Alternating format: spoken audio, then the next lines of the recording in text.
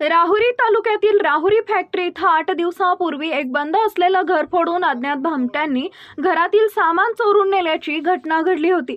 सदर घरफोडी करणाऱ्या टोळीचा राहुरी पोलीस पथकानं छडा लावला आणि आरोपींना ताब्यात घेऊन गजाआड केले। निलेश अनिल लांडगे वय वर्ष 41 राहणार राहुरी फॅक्टरी आदिनाथ वसाहत तालुका राहुरी यांचा विवाह जानेवारी 2017 मध्ये झाला होता।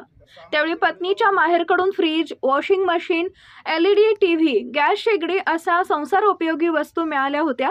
निलेश लांडगे यांनी राहुरी फॅक्टरी येथील कामगार कॉलनी येथील सिद्धार्थ प्रकाश कड यांची खोली घेऊन सर्व सामान त्या खोलीमध्ये ठेवले होते।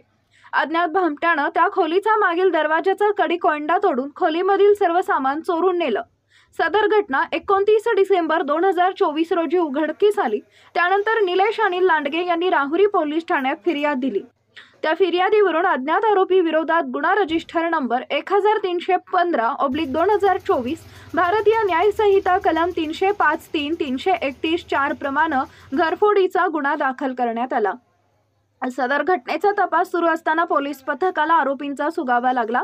अहिल्यानगर पोलीस स्थानिक गुन्हे शाखा पथकाच्या सहाय्याने राहुरी येथील पोलीस पथकाने या घटनेतील आरोपी भरत गणपत गोंधळे, प्रमोद फ्रान्सिस विधाते, रोहित बाबासाहेब खंडागळे, शोएब रफिक तांबोळी सर्व राहणार राहुरी फॅक्टरी तालुका राहुरी यांना पथकाने ताब्यात घेऊन गजाआड केले।